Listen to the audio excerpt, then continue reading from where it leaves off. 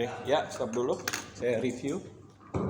Nah, ada yang mau ditanyakan dulu mengenai tema kita kali ini, yaitu job attitude atau mengenai sikap dalam bekerja.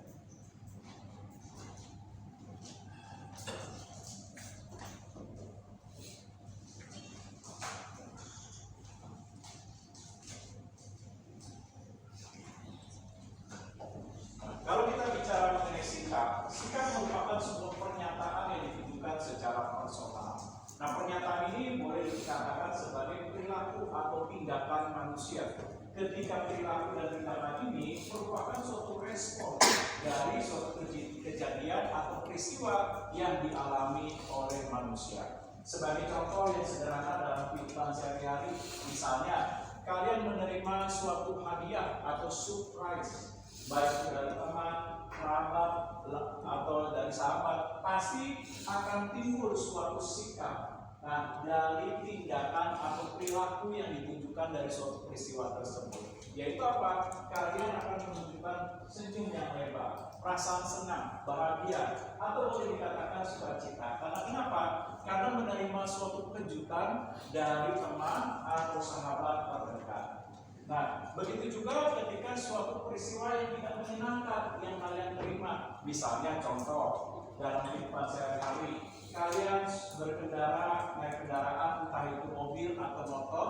Ketika kalian sudah di jalur yang benar, ada yang lawan arah, tiba-tiba yang lawan arah menghalangi jalan kalian, sudah lawan arah lebih galak lagi, udah salah galak motor, dibilang, woi minggir, bego misalnya di jalan, namanya di jalan. Ada perkataan-perkataan kasar keluar, pasti akan menimbulkan suatu attitude atau sikap, yaitu tindakan dan perilaku yang menyebabkan seseorang akan marah. Pasti akan keluar, udah salah, ngotot, merasa benar. Nah, pasti akan timbul perasaan marah. Nah, bisa saja luapan emosional 2 kali lipat, seperti udah ditambah gugup, ditambah bego, ditambah ngok-ngok misalnya. Nah, ini sebuah suatu pola sikap dan tindakan dari perilaku yang timbul dari suatu peristiwa atau kejadian. Nah, begitu juga di tempat kerja. Nah, ketika perlakuan dari pekerja tidak menyenangkan, seperti misalnya ketidakadilan terjadi, sudah itu gajinya rendah lagi, insentifnya rendah, dan perhatian manajer terhadap karyawan juga sangat rendah, pasti akan timbul suatu sikap. Apa sikap yang ditunjukkan? Yaitu kekecewaan. Saya nggak mau bekerja lebih lama lagi di perusahaan ini. Kalau ada perusahaan yang lebih bagus menawarkan hal yang lebih baik, maka saya tanpa harus berpikir 2 kali, saya segera resign atau pindah ke perusahaan yang lain yang lebih baik dalam perhatiannya kepada pekerja atau karyawan. Nah, inilah sikap, di mana sikap ini dibentuk dari 3 komponen. Nah, yang pertama apa? Dari kognitif. Nah, kognitif ini apa? Apa yang dipikirkan? Nah, ketika suatu peristiwa kejadian itu dialami, pasti apa yang dipikirkan? Misalnya, saya sudah baik terhadap seseorang tersebut, saya sudah bantu, tapi kenapa kok perlakuannya malah negatif? Nah, ketika saya mengalami musibah, nah, hilang senyap. Nah, seperti di telepon susah, di WA dari kabar, hilang seperti bus, kartu. Nah, ini kognitif, apa yang dipikirkan. Nah, setelah apa yang dipikirkan, maka timbul afektif.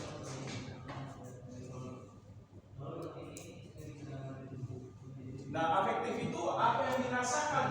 Misalnya contoh, saya sudah setia, saya sudah loyal. Nah, kenapa? Misalnya kalian yang sudah dewasa, sudah menjalin hubungan, kenapa saya dibuatkan diselingkuhi? Nah, ini contoh dari afektif. Afektif itu adalah perasaan yang timbul dari suatu peristiwa, di mana timbul ini diakibatkan oleh apa? Memainkan perasaan emosional dan juga suasana hati, sehingga seseorang akan bertindak berdasarkan dari afektif dan apa yang dipikirkan.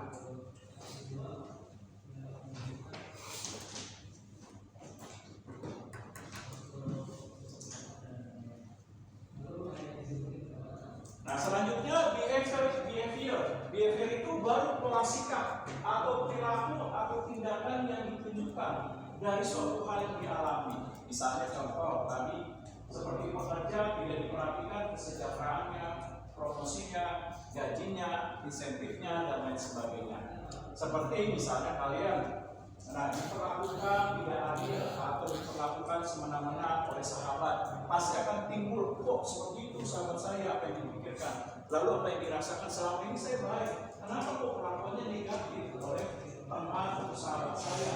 Nah, pasti akan timbul tindakan, kalau begitu lebih baik saya menjauh, kalau perlu tidak perlu berteman lagi, kalaupun ketemu saya hanya sekelo. Nah, begitu juga terhadap perusahaan atau tempat kerja. Ketika manajer, direktur memperlakukan tidak adil, ya sudah. Kalau ada kesempatan yang baik, saya akan pasti pindah ke perusahaan yang lain. Nah, ini dia behavior, yaitu pola tindakan dan sikap yang dinyatakan dari apa yang dipikirkan dan dirasakan.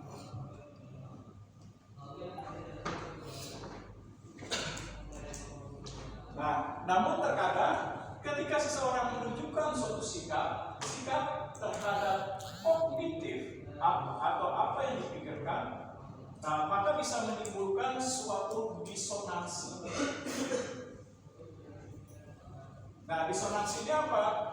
Yaitu ketidaksesuaian apa yang dipikirkan dengan pola sikap atau tindakannya. Contoh misalnya, seseorang yang tidak menyenangi terhadap perusahaan dikarenakan gajinya rendah, kesejahteraannya rendah, promosi tidak ada, kesetaraan tidak ada, keadilan pun tidak ada.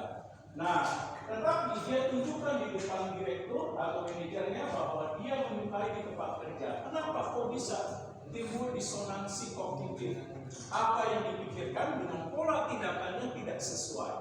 Nah, ini bisa berbagai hal karena situasi, kondisi, atau keadaan. Nah, misalnya contoh, seseorang yang sudah tidak menyenangi bekerja karena tidak ada pilihan, maka dia katakan menyenangkan. Tetapi kalau dia ada pilihan yang lebih baik, pasti dia menyatakan saya tidak suka lagi. Nah, akhirnya dia pindah karena tidak ada pilihan, choice. Nah, akhirnya dia melakukan disonansi kognitif. Nah, disonansi kognitif ini juga bisa diakibatkan karena tuntutan dalam bekerja.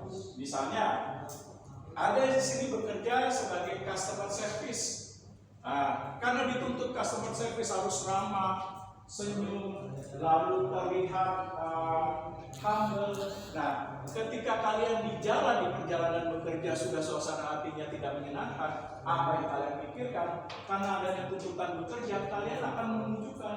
Nah, walaupun kesal, tetap dalam melayani konsumen harus ramah, tersenyum dengan baik. Nah, ini yang disebut sebagai disonansi kognitif. Apa yang dipikirkan secara negatif karena adanya tuntutan dalam pekerjaan, kalian melakukan perilaku yang positif yang tidak sesuai dengan apa yang dipikirkan dengan suatu peristiwa, dengan suatu tindakan karena adanya tuntutan dalam pekerjaan.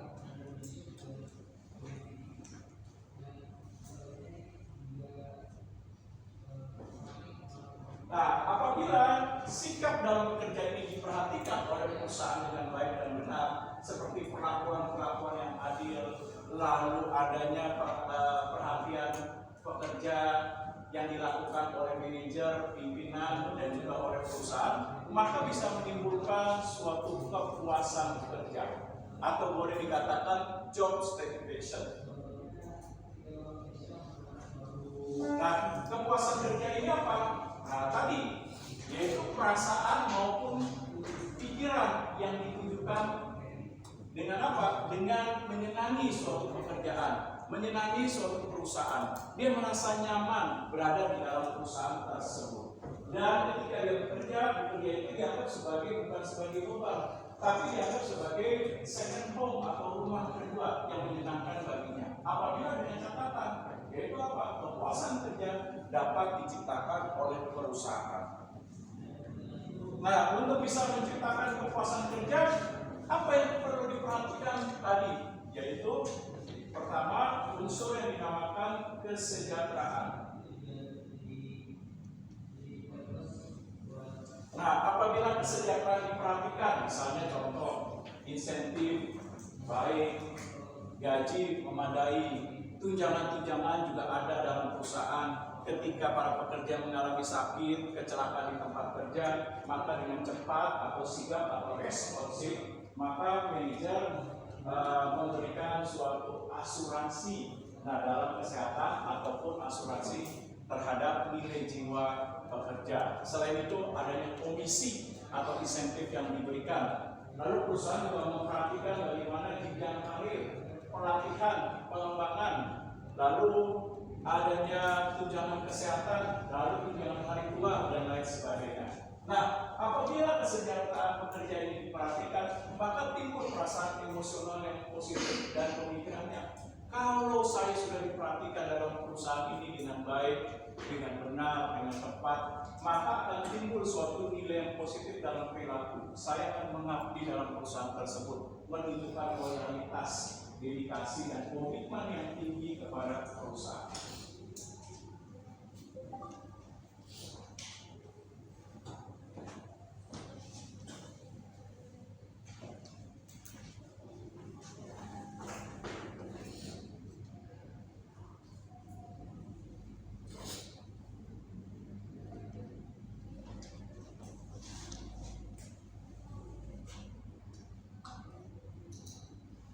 Nah, kepuasan kerja juga selain pengakuan atau kesejahteraan juga dipengaruhi oleh age. Age itu adalah usia.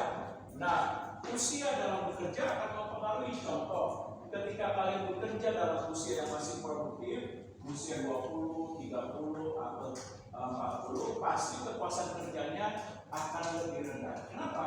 Kecenderungan orang yang masih produktif itu akan mencari bagaimana perusahaan itu memberikan perhatian yang layak.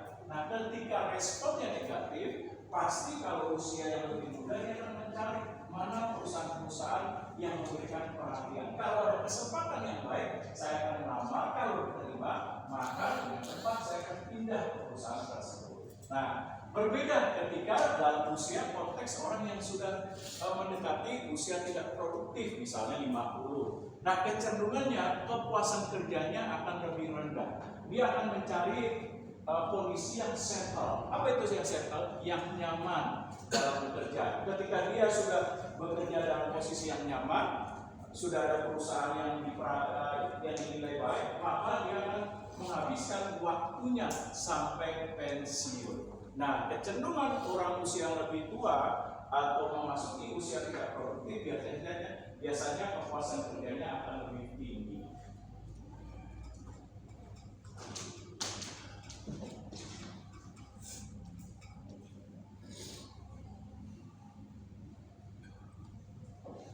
Nah, begitu juga gender, jenis kelamin. Seperti kenapa pria itu lebih banyak atau dalam penelitian pria lebih banyak dalam bekerja menunjukkan ketidakpuasan dalam bekerja dibandingkan wanita. Nah, apa dasar alasannya? Ada yang bisa kasih pendapat. Kenapa pria itu dalam bekerja kepuasannya bisa lebih rendah dibandingkan wanita? Nah, kenapa itu? Ada yang mau memberikan argumentasi? Nah, mungkin ini namanya siapa nih? Menurut Raffi, apa argumentasinya? Kenapa pria atau secara gender lebih menunjukkan dalam hasil penelitiannya ketidakpuasan atau kepuasan kerjanya lebih rendah dibandingkan wanita ketika bekerja dalam suatu perusahaan? Nah, oleh sebab itu di era sekarang ini, nah kebanyakan perusahaan-perusahaan lebih suka menarik tenaga kerja atau rekrutmen wanita dibandingkan pria di era sekarang. Nah, kenapa di dasarnya? Nah, itu ada penelitiannya, kemarin juga pernah dibahas juga di podcastnya Renata Sali. Nah, pernah menyatakan judul title-nya tantangan dalam bekerja di era teknologi informasi. Dia katakan bahwa daerah sekarang ini banyak perusahaan-perusahaan lebih tertarik untuk menarik tenaga kerja wanita dibandingkan pria. Nah, pasti ada dasar alasannya nih kenapa.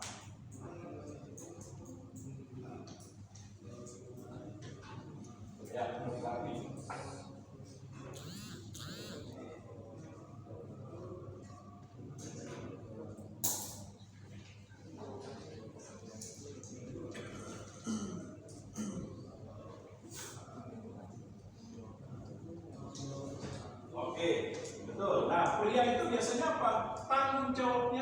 besar. Karena yang konsep daripada pria itu dia adalah mencari nafkah utama. Oleh sebab itu ketidakpuasannya akan lebih rendah.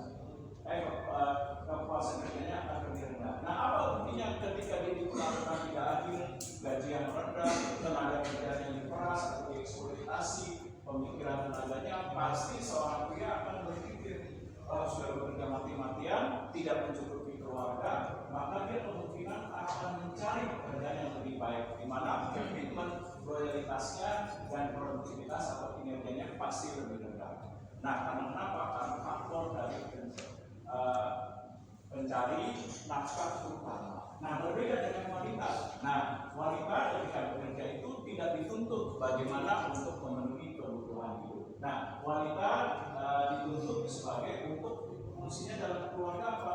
Untuk melengkapi atau membantu apabila memang pria itu masih kekurangan dalam mencari nafkah. Nah, biasanya karena hal tersebut maka apa? Wanita biasanya kesetiaannya, loyalitasnya lebih tinggi. Nah, sehingga menunjukkan kepuasan kerjanya jauh lebih baik dibandingkan pria. Nah, selain itu apa? Selain itu secara natural memang pria itu lebih suka bersaing, menunjukkan kekuasaan dan kewenangannya berdasarkan dari apa? Yang kemarin kita bahas diversity yang diteliti berdasarkan keragaman nilai budaya. Nah, sehingga kecenderungan pria merasa tidak puas. Nah, dalam hal bekerja berbeda dengan wanita yang kemarin hasil penelitian diversity dalam hal budaya, yaitu apa? Masih ingat? Yaitu wanita lebih menunjukkan apa? Empati, kesetiaannya, loyalitasnya, lalu rasa respect, kepedulian dan lain sebagainya. Nah, sehingga apa? Kepuasan kerjanya jauh lebih tinggi. Nah, dibandingkan pria.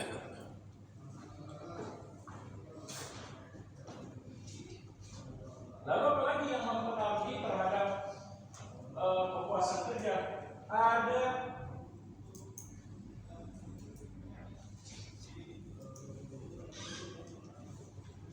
bagaimana budaya. Nah, budaya itu memberikan suatu nilai andil atau contribution atau kontribusi terhadap nilai kepuasan kerja. Nah, apa buktinya? Buktinya kalau di Indonesia pekerja akan lebih puas dalam bekerja dengan sikap bekerja yang produktif dan berkinerja serta menunjukkan komitmen dan dedikasi apabila apa secara budaya kesejahteraannya diperhatikan. Berbeda dengan nilai culture di negara lain seperti misalnya sambil contoh Swiss. Kalau Swiss tidak lagi budayanya lebih memperhatikan kesejahteraan karena mereka di sana, nah tukang sapu saja sudah digaji 40 juta. Nah, berarti apa? Kesejahteraan bukan menjadi kepuasan kerja, tapi mereka lebih suka kenyamanan. Seperti contoh ketika libur, nah, mereka akan merasa tidak puas apabila bosnya kuat. Nah, liburan ditanya pekerjaan. Nah, kalau di Swiss akan kecenderungan pekerja akan marah. Karena kenapa? Terganggu kenyamanannya. Nah, kalau di Swiss itu kepuasan kerja dalam hal tersebut. Nah, berbeda lagi di negara Italia. Nah, terhadap nilai budaya, yaitu apa? Karena negara Italia itu banyak mafia, apa yang terjadi? Mereka bekerja ketika posisinya sudah bagus, seperti manajer dan direktur, mereka menginginkan kepuasan kerja dalam bentuk keamanan. Seperti contohnya diberikan fasilitas mobil yang anti peluru. Karena apa? Karena di sana banyak sekali mafianya. Nah, kalau di Indonesia berbeda budayanya, yaitu apa? Menginginkan kesejahteraan terhadap kepuasan kerja dalam bentuk budaya.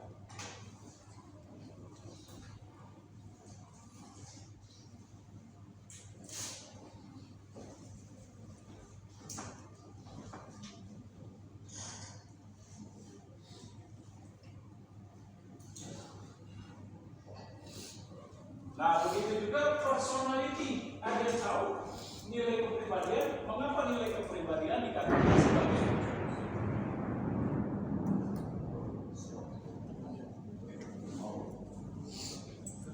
Nah, mengapa nilai kepribadian dikatakan sebagai salah satu faktor yang memberikan kontribusi terhadap kepuasan kerja? Ada yang mau memberikan komentar?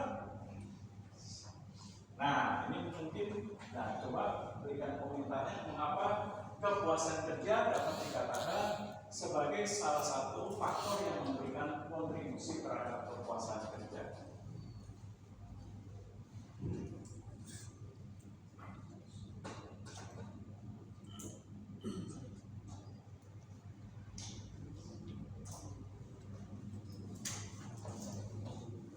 Nah, karena apa? Kepuasan kerja jenis personality akan memberikan kontribusi. Nah, dan berpengaruh. Contohnya seperti apa nih? Orang yang kepribadiannya seperti suka bertemu orang, suka bersosialisasi. Nah, pada saat bekerja ditempatkan di bagian belakang back office. Lebih banyak dia ditempatkan misalnya di administrasi, membuat dokumen, laporan, dan lain sebagainya. Apa yang terjadi? Pasti akan menimbulkan ketidakpuasan. Karena kenapa? Karena dia lebih suka bertemu dengan orang lain, sosialisasi. Nah, seperti misalnya contoh kepribadian yang sifatnya ekstrovert. Nah, ketika ekstrovert ditempatkan di office, misalnya bagian administrasi, dia memang tidak puas, merasa bekerja itu sebagai beban, tekanan, tidak menyenangkan. Nah, ini bisa menimbulkan kepuasan kerjanya yang rendah. Nah, berbeda. Nah, ketika orang bekerja lebih suka, dia kepribadiannya introvert. Nah, introvert itu dia harus lebih suka sendiri, lalu menyenangi kesendirian, dan kesendirian itu dianggap sebagai kekuatan energi dalam mengisi perasaan-perasaan yang positif. Nah, berarti ketika apa? Kalau dia sebagai sales, stres dia, kepuasan kerjanya akan rendah. Harus sebagai sales harus ketemu orang,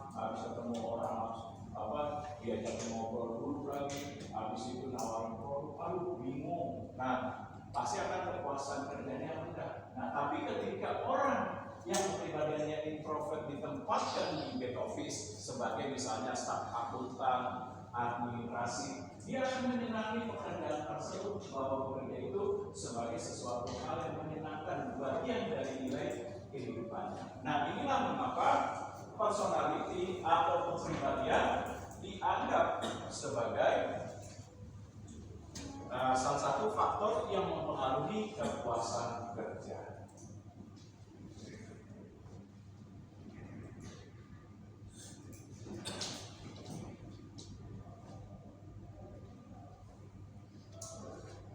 Nah, begitu juga nilai value yang dianggap seseorang berharga dalam nilai hidupnya. Mengapa dikatakan sebagai salah satu faktor yang mempengaruhi kepuasan kerja? Nah, coba nih. Nah, berikan tanggapannya ini seperti apa? Mengapa nilai atau sesuatu hal yang berharga dalam hidupnya itu bisa memberikan pengaruh dalam kepuasan kerja?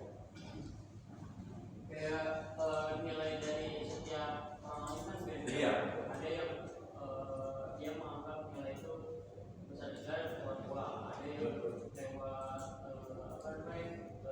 dari usahanya berupa misalnya kayak jadi liburan dikasih waktu buat liburan sama dikasih kayak waktu liburan. Nah, terus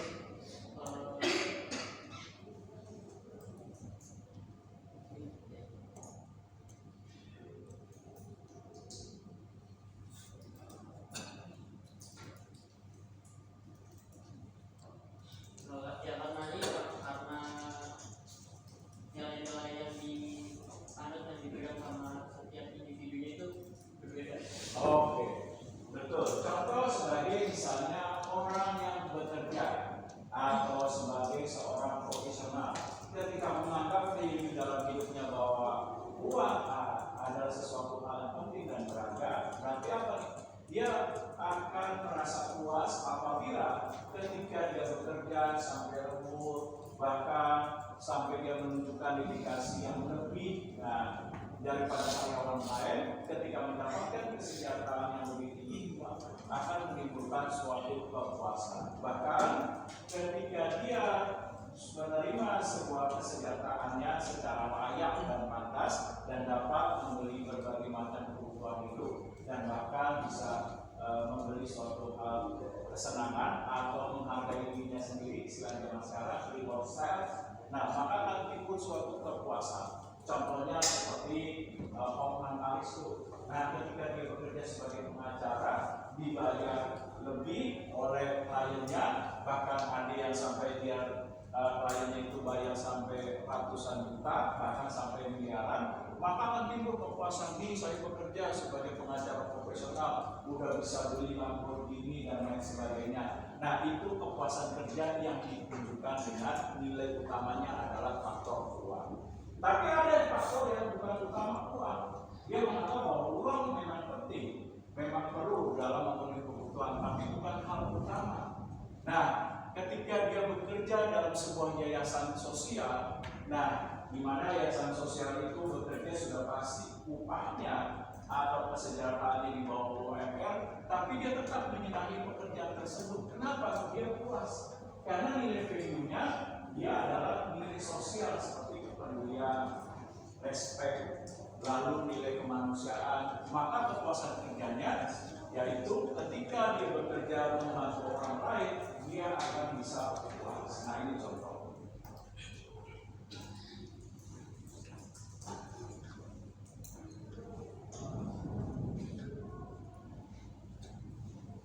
Nah, tentu kalau kita bicara kepuasan kerja akan menimbulkan suatu dampak atau efek. Nah, dampaknya apa? Dampaknya pertama sudah pasti kalau orang sudah puas, sudah bekerja, nah dia pasti akan menunjukkan kinerja dan produktivitas kerja yang tinggi. Hal ini ditunjukkan dengan apa? Segala beban pekerjaan, nilai tanggung jawab dalam pekerjaan, dia selesaikan dengan tanggung jawab yang penuh. Bahkan memenuhi nilai standar yang telah ditetapkan perusahaan, bahkan bisa lebih. Nah, ini contohnya.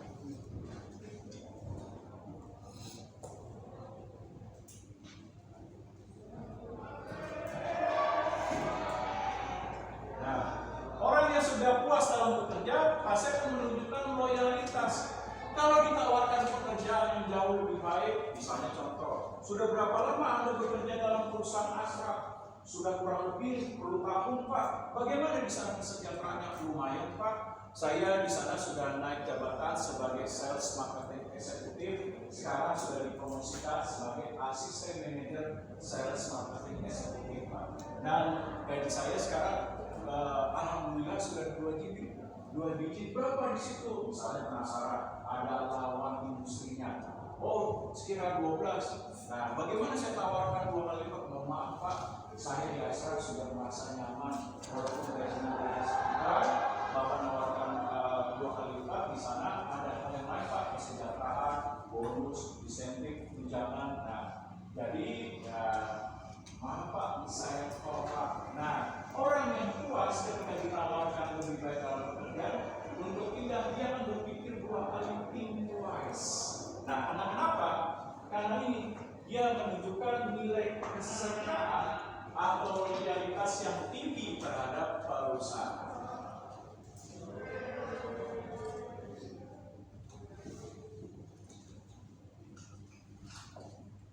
Nah, begitu juga komitmen.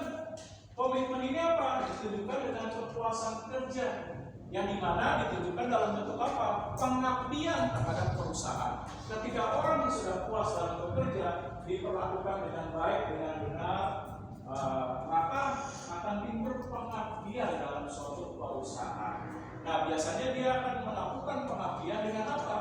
Menghabiskan waktu usianya bekerja sampai memasuki usia pensiun. Nah, ini contohnya. Di mana komitmen dibentuk dari 3. Ada yang tahu? Dari 3 hal. Ada komitmen yang bersifat berkelanjutan.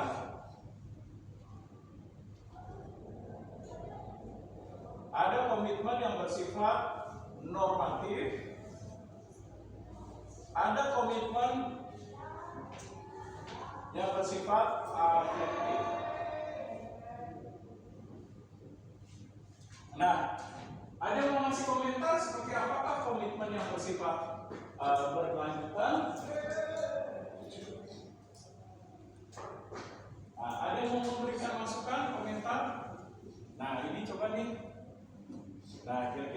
komitmen berkelanjutan seperti apa sih? Apa seperti naik busway, nyambung dari satu busway ke satu busway lain? Nah, itu berkelanjutan. Nah, seperti apa komitmen berkelanjutan?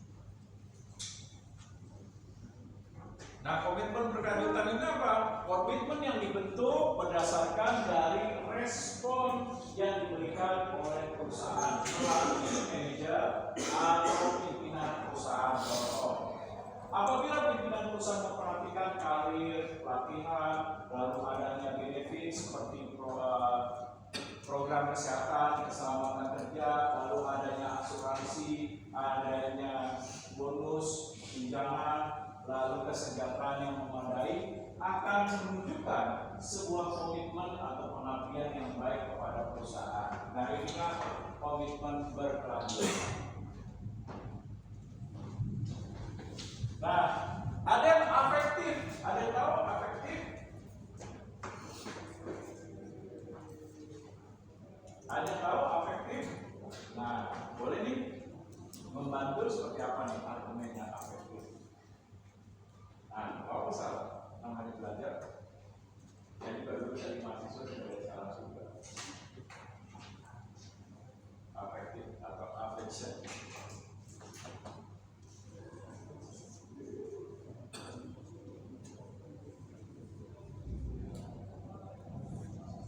Nah, komitmen apa nih? Afektif atau affection. Bahasa Inggris.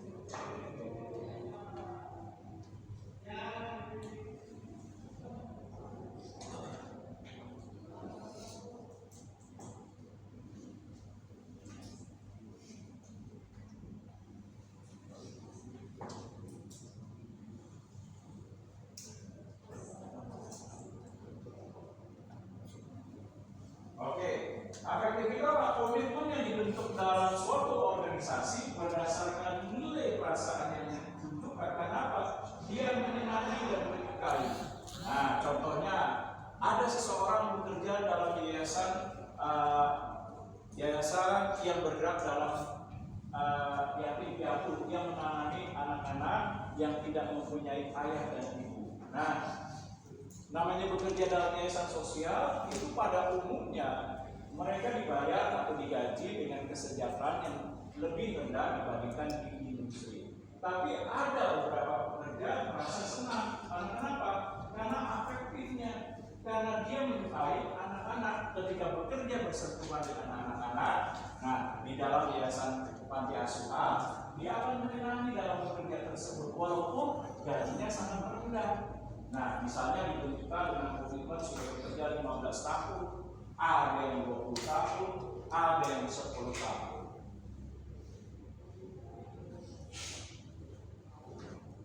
Lalu normatif. Nah, seperti apa di normatif? Normatif. Nah, coba. Nah, minta pendapatnya nih, normatif seperti apa?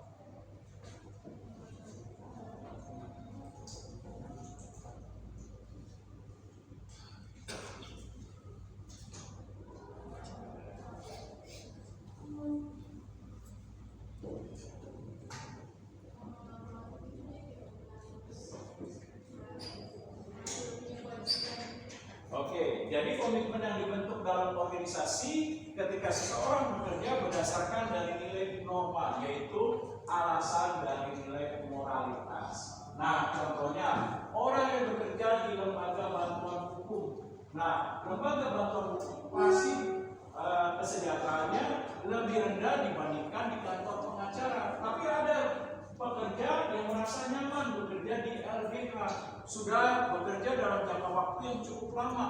Ada yang 10 tahun, ada yang 8 tahun, ada yang 12 tahun, bahkan ada yang 15 tahun, bahkan lebih. Kenapa?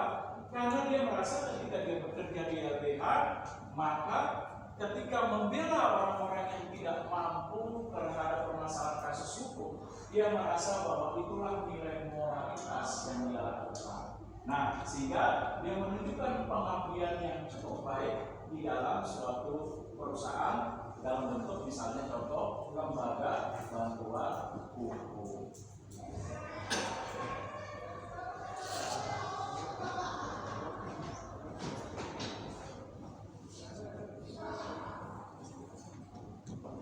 Lalu udah ya, ada yang mau ditanyakan silakan.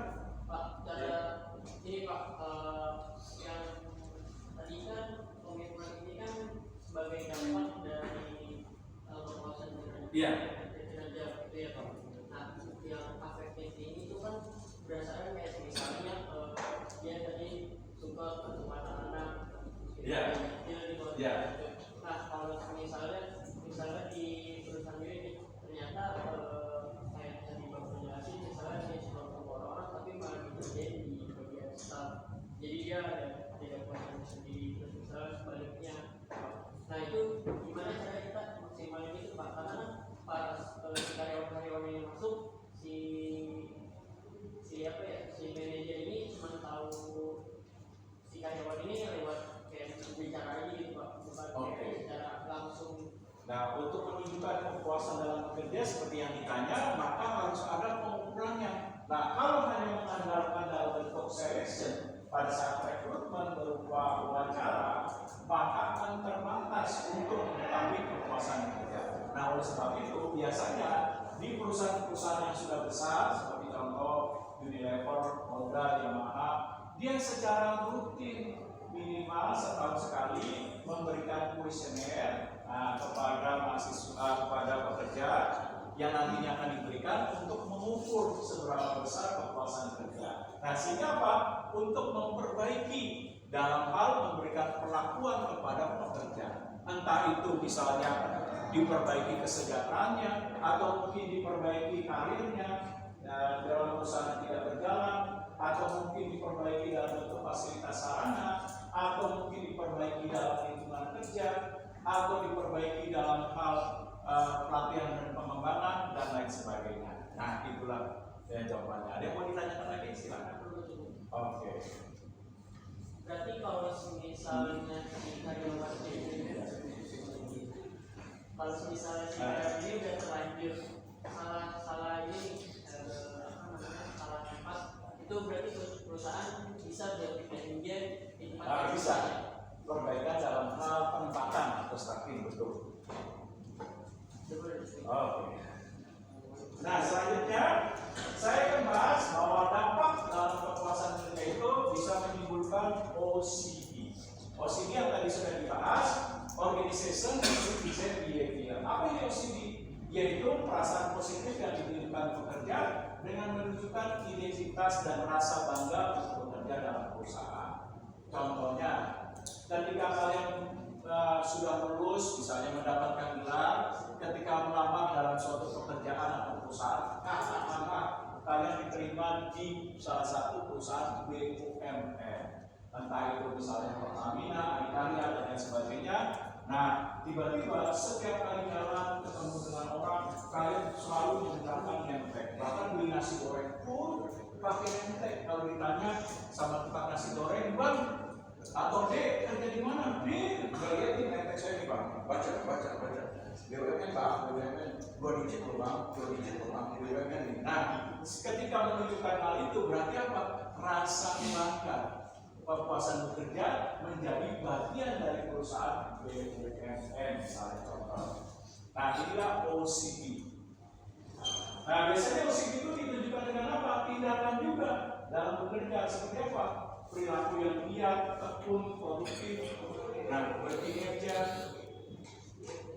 menunjukkan dedikasi, loyalitas, komitmen, dan lain sebagainya.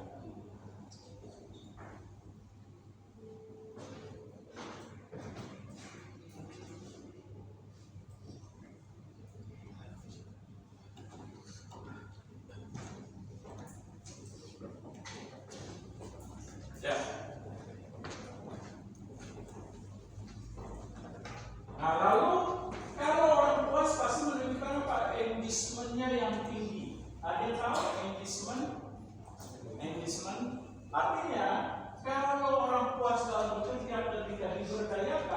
pasti dia akan dengan sukarela. Contoh, misalnya diberdayakan, kamu pimpin ya sebagai proyek perusahaan untuk inovasi produk, siap Pak.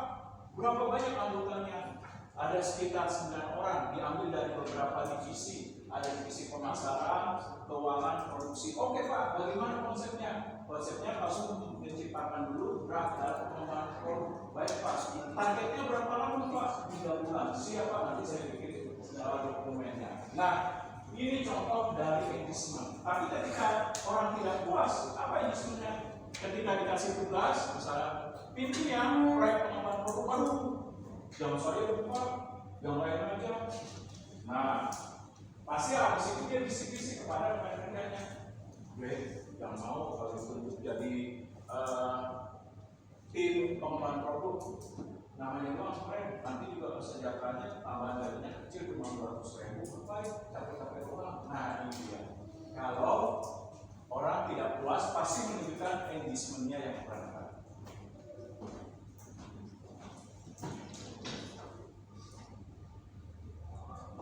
Nah, lalu apa lagi? POS, ada yang tahu POS? Perceived Organization Support. Nah, bagaimana dia cara pandangnya terhadap organisasi? Ketika misalnya kalian bekerja dalam suatu perusahaan swasta, nah contohnya misalnya polusi nepotismenya tinggi, yang sudah bekerja rajin, bertanggung jawab, bertahun-tahun, yang diangkat posisi-posisi yang bagus hanya orang-orang terdekat dari pemilik perusahaan. Apa yang terjadi? Pasti pandangannya negatif. Ketika ada orang ditanya, gimana bekerja di perusahaan ini? Apaan? Amin-amin gua kerja di perusahaan ini, mudah, rajin, bertanggung jawab, jujur, berbakti, kayak orang bakti kan. Yang diangkat pasti posisi penting. Nah itu adalah keluarga-keluarganya atau ada hubungannya dengan pimpinan atau dengan pemilik. Nah, lu ngelamar dari sini jangan daftar, tapi kalau bisa lu pilihan ketiga, kalau udah kemana-mana gak diterima perusahaan, ya sudah terpaksa. Tapi kalau ada kesempatan jangan ada. Nah ini dia memberikan masukan kepada temannya yang ingin melamar di perusahaannya. Nah, dengan apa? Dengan pandangan yang negatif kalau orang puas. Nah, tapi kalau orang puas dalam bekerja, ketika misalnya saya contoh kayak tadi, Anda diterima bekerja di BUMN, pasti akan bercerita positif. BUMN cakep, apalagi tidak dikarya. Bajunya sekarang udah 2 digit, belum bonusnya, belum insentifnya, belum yang lain. Nah kalau ada lowongan, buang sih udah. Nah, lamaran dalam perusahaan BUMN, nah ini contohnya akan menunjukkan nilai sudut pandang yang positif terhadap organisasi apabila kepuasan dalam bekerja di suatu perusahaan tercipta.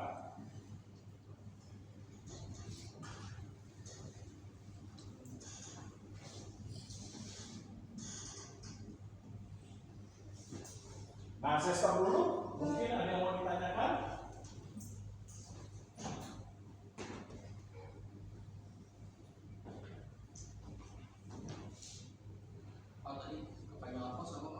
Perceived Organization Support.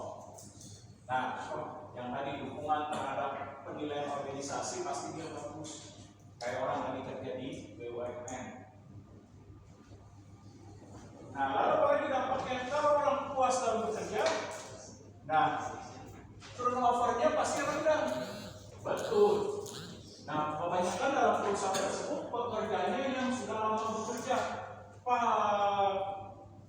paling cepat turnovernya dia 6 tahun 7 tahun.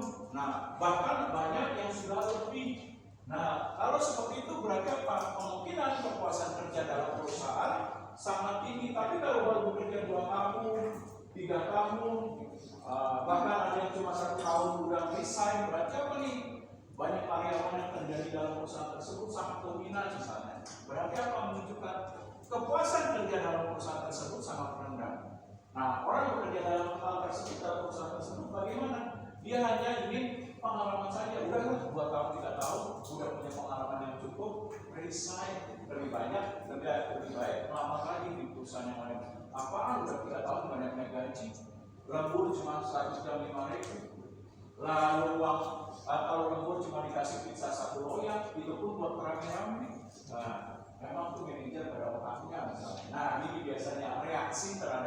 ketidakpuasan. Nah, biasanya ditunjukkan dengan apa? Turnover yang tinggi. Nah, tapi kalau orang puas pasti keluar dari perusahaan tersebut rendah.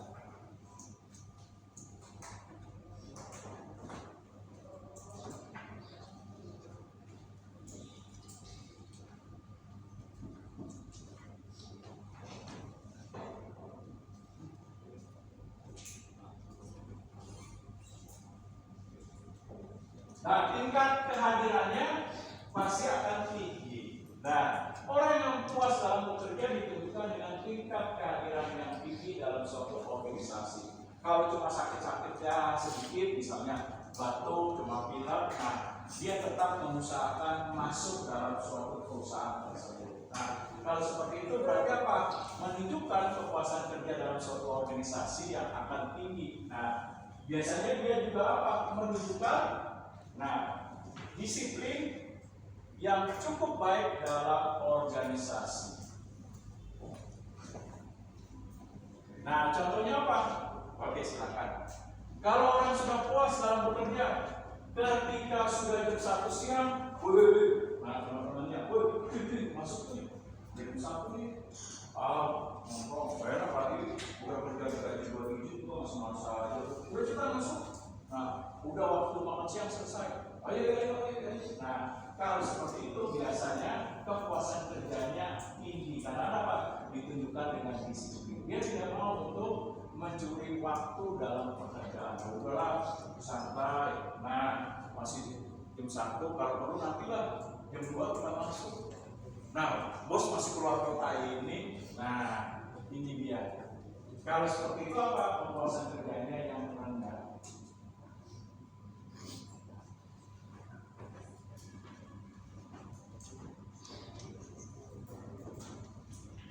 Nah, bagaimana kalau dalam perusahaan itu ternyata perusahaan itu gagal dalam menciptakan kepuasan kerja?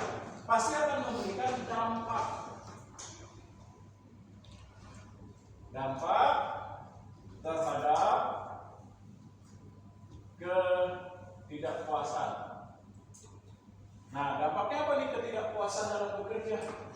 Kalau perusahaan gagal dalam menciptakan kepuasan kerja, apa dampaknya? Tadi CWB, ada yang tahu CWB? Ada yang tahu? Bisa memberikan komentar? Nah, coba nih yang belakang, apa itu? CWB. Nah, apa? Berikan argumentasinya seperti apa sih? CWB apakah sejenis makanan yang berbentuk bulat, manis, air maupun apa? Nah, apa itu CWB?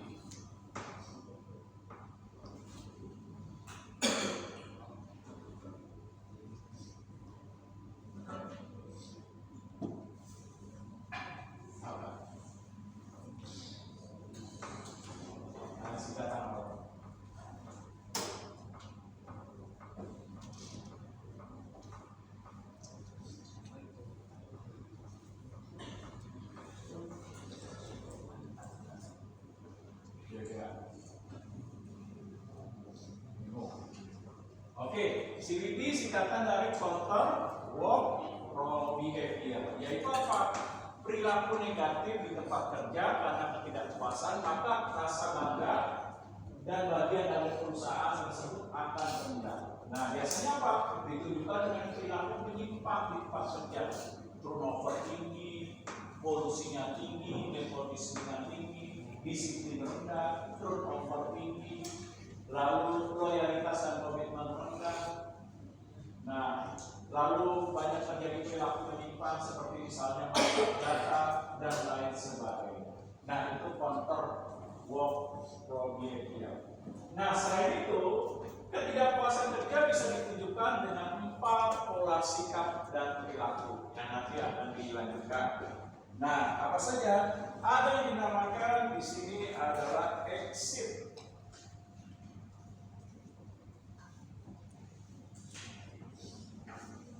Nah, di mana exit itu dia sifatnya keluar. Nah, sifatnya itu destruktif. Destruktif. Yaitu apa? sifatnya namanya destruktif, menghancurkan. Nah, atau destruction. Nah, seperti apa? Udah bosan lama-lama dalam perusahaan ini, Pak, saya udah jenuh, bosan. Bapak semua melakukan tidak adil. Pekerja dieksploitasi tenaga dan pikirannya, disuruh lembur terus, tapi gaji dan honor serta misalnya upah lembur tidak memadai. Maka sekarang juga ini Pak, surat resign saya. Nah, kalau seperti itu dinamakan exit.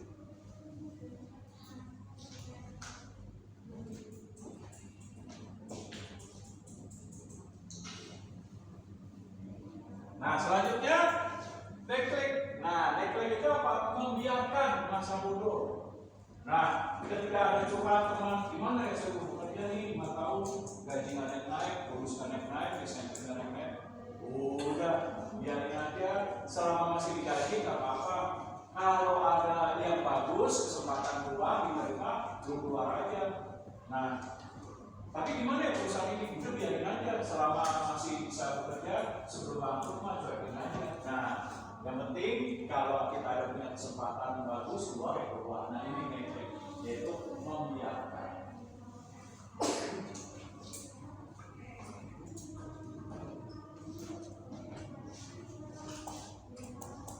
Nah, biasanya ini sifatnya pasif dia, seperti tidak puas tapi disimpan. Dia menunggu kalau ada kesempatan bagus saya keluar. Kalau ada penawaran. Nah, ada yang sifatnya aktif yaitu voice. Nah, voice ini apa? Dari kata suara. Yaitu apa? Ada yang tahu? Ada yang bisa ngasih pendapat? Bersuara. Seperti apa nih? Bersuara. Nah, iya, berpendapat, menyampaikan keluh kesahnya. Kalau ada kesempatan, Pak, mohon maaf, bisa Pak saya minta waktunya 20 menit? Oh silakan, boleh saya bicara Pak mata dengan Bapak di ruangan Bapak? Oh silakan. Apa yang mau disampaikan? Gini Pak, maaf, banyak di sini karyawan yang sudah mengeluh, namun tidak ada yang berani untuk mengatakan. Akhirnya saya memberanikan diri Pak. Nah, dalam kondisi perusahaan yang sudah tidak memadai Pak, yaitu bahwa kami sudah bekerja cukup lama dalam perusahaan ini, ada yang 5 tahun, ada yang 7 tahun, ada yang 9 tahun, bahkan di atas 10 tahun Pak. Masih banyak karyawan yang digaji di bawah UMR Pak. Nah, tolong Pak diperhatikan, jika ini dibiarkan terus-menerus maka berkondisi negatif bagi organisasi Pak. Nah, ini voice, dia bersuara.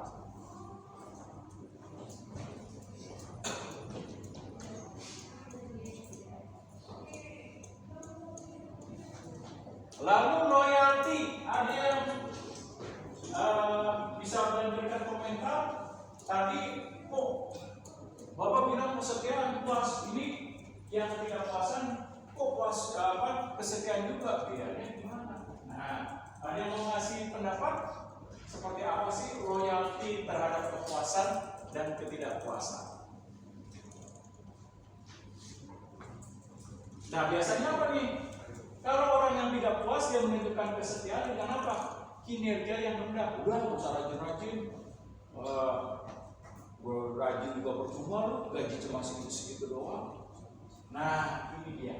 Sama seperti kalian kan? Nah, kalau tidak puas dengan misalnya kinerja dosen, apa yang terjadi? Udah ngapain rajin sih, mubarok, ya gila, udah nggak usah dikerjain PR, tetap aja lo rajin 2 tahun, si otak lu cuma paling yang mati. Nah, ini dia, ketidakpuasan ditunjukkan dengan apa? Dengan kesetiaan yang komitmennya dengan kinerjanya yang rendah. Nah, biasanya dia hanya apa nih? Menunggu kesempatan yang baik. Kalau ada penawaran, mau nggak kerja di perusahaan saya? Baginya di mana? Rumahnya 8 juta. Di perusahaan saya cuma 4. Masih ada kesempatan nggak untuk mama? Misalnya teman dekatnya, masih ada kesempatan nggak Min? Atau bro untuk mama? Masih. Hari ini ya, gue bikin CV, tunggu. Nah, dengan cepat dia tanpa harus berpikir 2 kali. Nah, ini dia perbedaannya, loyalty puas dan tidak puas. Nah, terakhir yang mau saya sampaikan, Nah, sebelum saya serahkan ke kelompok,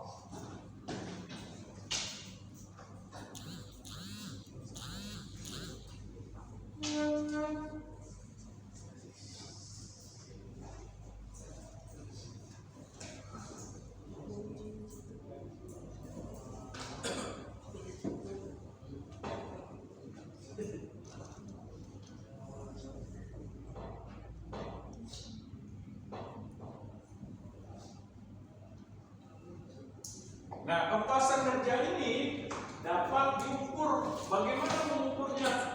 Nah, pertama dengan menggunakan single rate. Nah, ada yang mau memberikan komentar seperti apa sih single rate?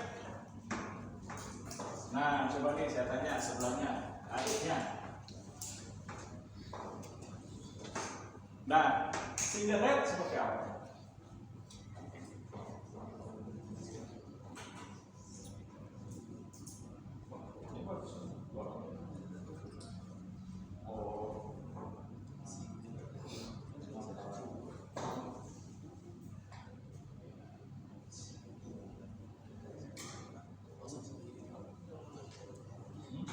Ya, bagaimana mengukurnya? Sama seperti Anda kan misalnya sudah dewasa nih. Nah, misalnya contoh sudah punya pacar. Nah, pasti kan bisa mengukur. Oh, nah, bagaimana nih kepuasan pacar saya? Oh, kalau ditelepon cepat diangkat, respon di WA cepat balas. Nah, ketika dia ada waktu untuk pacar, nah dia memberikan respon yang baik. Nah, berarti apa nih? Puas berarti sama saya sebagai pacarnya. Gitu. Kalau tidak puas apa? Di WA misalnya ditanya, ya mau makan dong? Balasnya WA itu 12 jam balasnya diterima. Nah, udah tadi. Nah, berarti kan tanda tanya ini puas atau enggak? Nggak ada apa-apa. Nah, itu dia.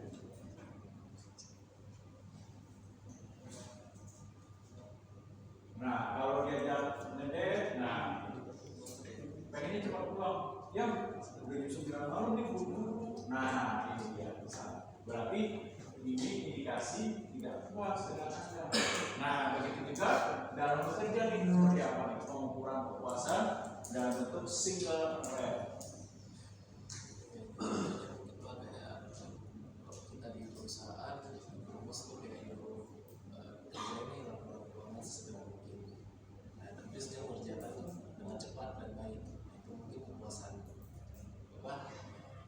kepuasan karyawannya terhadap bisnisnya itu.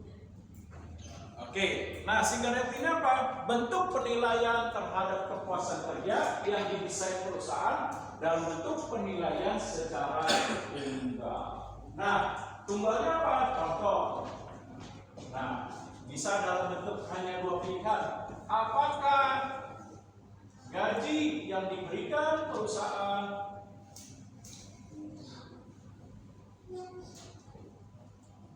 sudah dinilai pekerja memadai untuk memenuhi kebutuhan hidup. Untuk memenuhi kebutuhan hidup. Nah, nanti pilihannya dua, A ya, B tidak. Nah, ini namanya single rate, penilaian secara tunggal. Nah, ada penilaian dalam bentuk kuesioner. Ada yang tahu? Nah, contoh kuesioner, berikanlah poin penilaian dengan pilihan sangat puas, lalu cukup, lalu tidak puas dan sangat tidak puas. Misalnya contoh. Nah, apakah gaji yang diberikan perusahaan sudah memadai untuk memenuhi kebutuhan hidup? Nah, pilihannya A, sangat memuaskan, B, memuaskan, C, cukup memuaskan, D, tidak memuaskan,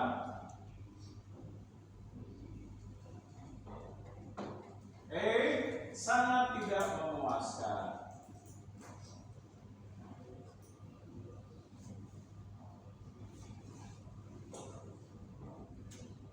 Nah, ini contoh dalam bentuk kuesioner yang diberikan kepada pekerja untuk digunakan dalam mengukur kepuasan.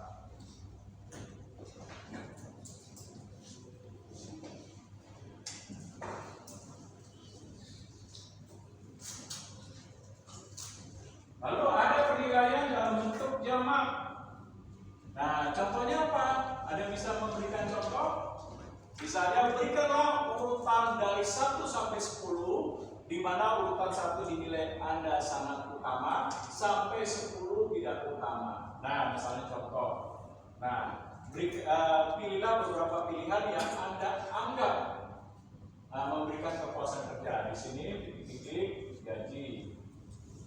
Sini bonus. Sini insentif. Nah, di sini tunjangan. Di sini karir. Di sini pelatihan.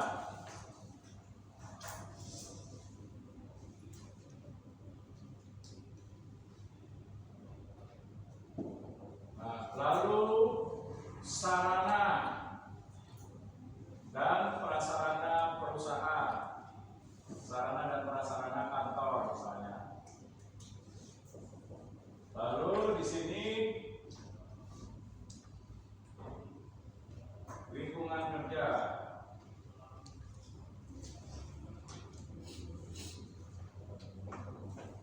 Di sini misalnya beasiswa. Nah, di sini misalnya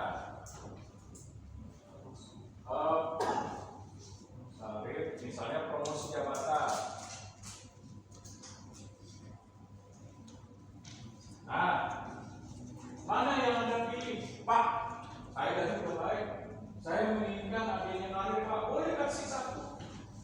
Terus habis karir saya perlu untuk dipromosikan. Kasih buat di sini. Yang dinilai penting sampai urutan 10 yang dinilai tidak penting. Nah, apalagi pelatihan, Pak. Oke, 3. Sesudah itu biarpun gaji memadai, suatu saat pengen Pak dinaikin, nah ini 4. Nah, lalu Pak bonus-bonus, oke Pak 5. Nah, insentif Pak perlu lembur, Pak perlu 6. Nah, lalu apa lagi? Tunjangan Pak seperti THR, kali-kali Pak THR-nya jangan 12 dulu Pak, ke 13 kali-kali juga boleh Pak. Nah, 7 misalnya. Nah, sarana Pak, sarana Pak. Nah, internet jangan lemot Pak. Masa internet lemot Pak, perusahaan? Nah, selanjutnya 9 10. Nah, ini contoh untuk mengukur kepuasan kerja dalam bentuk ini. Jamak. Lalu ada dalam bentuk wawancara. Nah, ada yang tahu? Wawancara biasanya ada wawancara sifatnya terbuka, ada dalam bentuk tertulis, ada dalam bentuk tulisan, nanti direkam, direkod.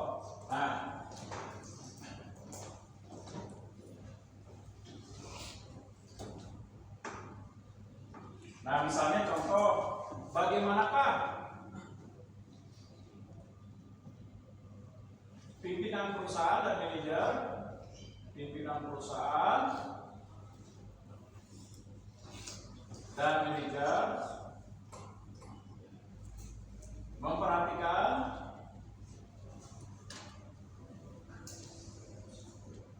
kepuasan kerja.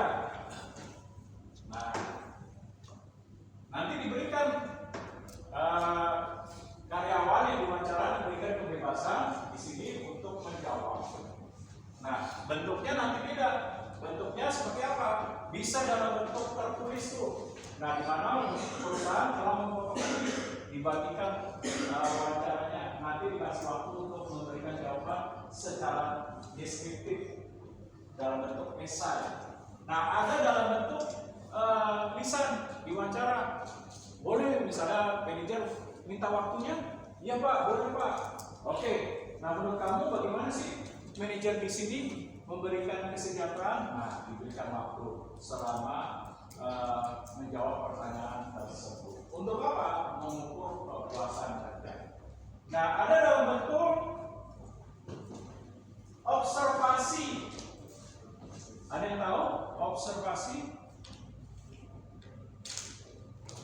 Nah, observasi, nah manajer tiba-tiba datang tanpa diketahui, mendadak, siap mendadak. Dilihat pekerjaannya, ada salah satu pekerja saya rambut gondrong, kerjanya tiba-tiba malas, gak serius. Ya saya panggil, sini sebentar, kenapa? Apa yang membuat kamu malas bekerja di perusahaan ini? Habis Pak, manajernya, masa saya udah 5 tahun, masih aja digaji berapa, udah 5 tahun, inflasi udah tinggi Pak, beras aja sekarang seliter udah 12.000, gak kayak dulu Pak, 8.000. Oh gitu ya. Habis itu keluh kesahnya saya catat.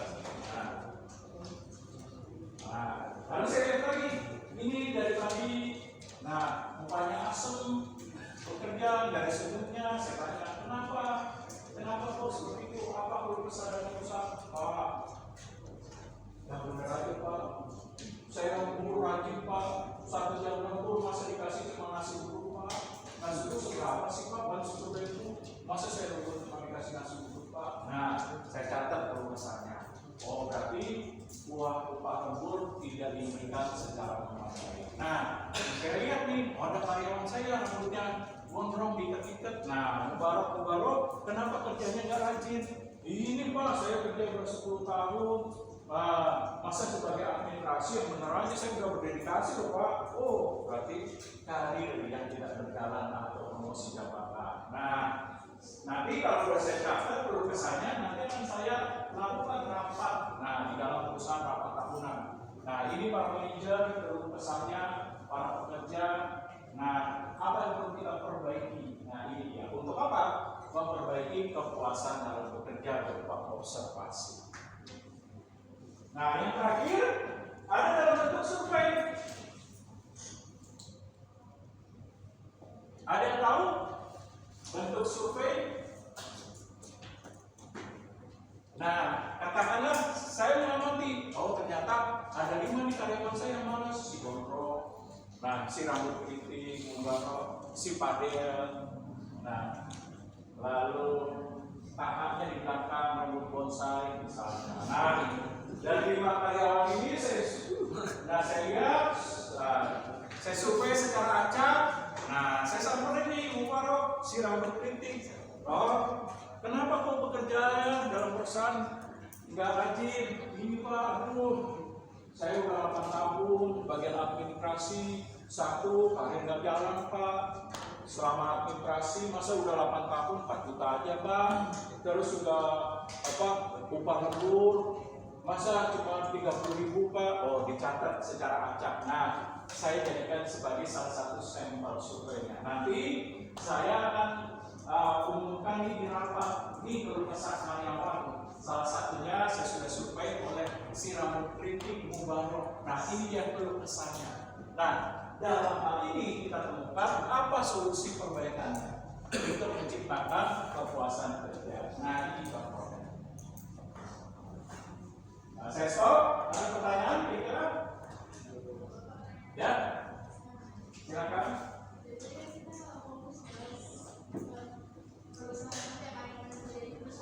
Ya.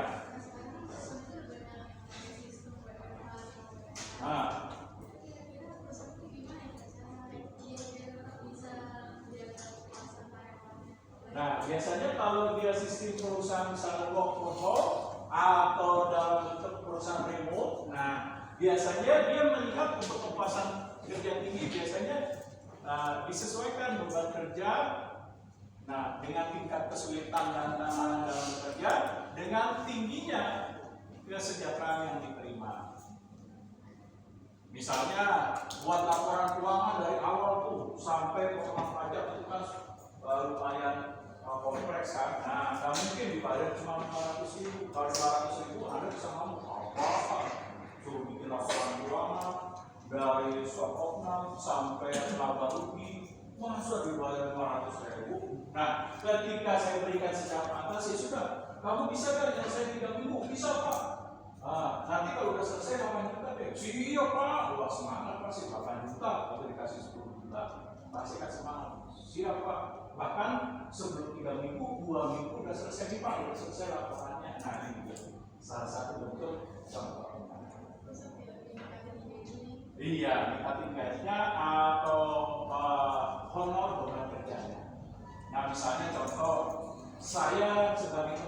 butuh untuk menerbitkan novel butuh misalnya penerjemah.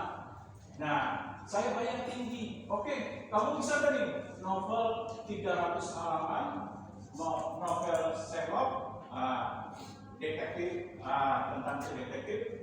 Selama seminggu bisa nggak 500 halaman? Bisa Pak.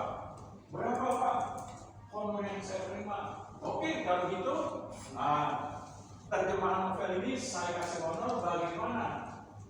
Saya bayar misalnya seminggu, kamu harus bisa selesai dengan baik. Saya kasih 9 juta deh, siap Pak, atau 10, siap Pak. Nah, ketika beban kerjanya tinggi, dituntut cepat, tapi pembayarannya oke, nah itulah cara salah satu bentuk kepuasan kerja untuk WFH atau WMO. Nah, tapi apa terjadi? Terjemahin satu lembar cuma 200 rupiah. Pasti akan males-malesan. Buset, 200. Nah, misalnya nih, saya mau barak, saya dulu seminggu. Nah, pasti ngomong iya, kira-kira seminggu gimana? Oh, gini Pak, banyak alasan komputer saya rusak Pak. Habis itu internet jaringannya terganggu Pak. Nah, ini lalu dibayar dengan beban yang tidak memadai. Nah, ini. Tapi tuntutannya tinggi. Nah, itu dia jawabannya. Sudah paham? Atau mungkin ada pertanyaan lain? Oke, Pak. Ya. Jadi kita ngomongin satisfaction ya Pak. Tapi kan kalau yang saya tangkap itu dari sisi karyawan nih Pak. Ya. Saya mau tanya sebenarnya tuh satisfaction ini itu lebih benar diciptain sama perusahaan atau dari diri sendiri Pak? Nah, biasanya sih dominan kedua belah pihak harus memberikan sebuah respon. Misalnya contoh, nah perusahaan sudah memberikan respon positif nih berupa karir sudah diperhatikan, tunjangan, insentif, gaji, dan berbagai hal yang diperlukan untuk bekerja dalam semua perusahaan. Nah, nanti tinggal pekerjanya bagaimana menanggapinya. Nah, ketika dia menanggapi secara positif, berarti apa? Timbul nih kepuasan dalam bekerja. Nah, pasti ditunjukkan dengan attitude yang baik. Seperti apa tadi Pak? Dia rajin, motivasi kerjanya tinggi, dan lain sebagainya. Nah, itu. Jadi kedua belah pihak harus sama-sama memberikan respon. Terus itu sebenarnya bisa yang terkuliah bisa Pak? Bisa. Berarti misalnya ada mahasiswa yang misalnya selama kuliah itu kurang tertarik gitu. Itu sebenarnya apa dosen yang tidak bisa memberikan satisfaction ke mahasiswanya atau memang dari Nah, biasanya tergantung respon keduanya. Misalnya ini contoh, dosen sudah ngajar dengan baik. Nah, misalnya datang dia nggak curhat. Kan ada dosen yang datang cuma curhat cerita tentang keluarganya, bla bla bla. Materinya cuma 20%. Nah, cerita bagaimana dia kuliah di luar negeri. Wah, saya dulu keluar di Amerika, dapat beasiswa, jalan-jalan di sini dan cerita tentang pengalaman dia doang. Ilmunya cuma yang dia sampaikan materi cuma 20% atau 10%. Pasti akan menimbulkan kejenuhan. Pasti akan bisik. Dosen sok pamer nih, ngajar. Habis itu pasti, misalnya contoh, mubarak nih, pasti reaksinya ditunjukkan.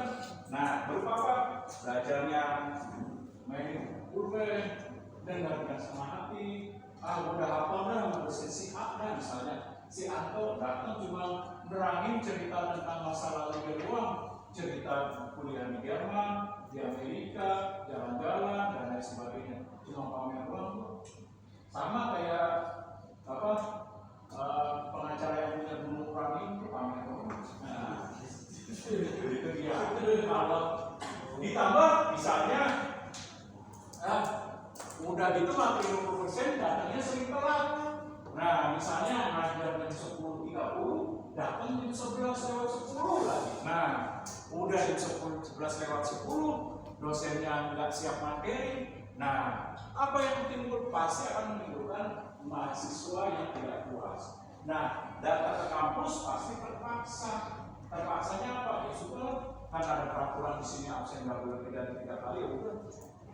Nah, ditambah udah sering terlambat, ngajar materi cuma curhat, materinya 20%, pelit lagi sama nilai. Nah, pasti akan timbul tuh ketidakpuasan. Bahkan cerita tuh kalau misalnya saya maaf ngisi KRS mahasiswa akan curhat, Yang di sini di hari Senin 10.30. Nah, ketemu nih pasti ngomel-ngomel deh, ngomel, ngajarnya cuma curhat doang, nggak ada materi. Nah, tugasnya banyak, nulis lagi.